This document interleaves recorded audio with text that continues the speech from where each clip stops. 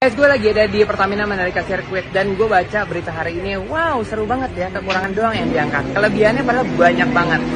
Sebagai seorang pembalap, gue selalu excited kalau ada sirkuit baru. Gunanya adalah nemuin kekurangan setup kendaraan kita maupun sirkuitnya. Setup mobil atau motor ditemuin, tinggal sirkuit. Ada pasukan apa?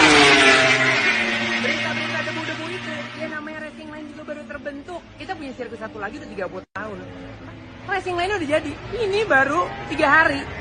Jadi tenang aja, sebentar nanti kita inspeksi, kita melakukan perbaikan, dan event ini penting untuk Indonesia.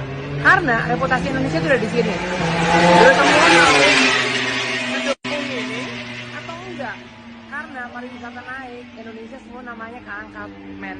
This is something big. Yuk kita dukung sama-sama. Pertamina.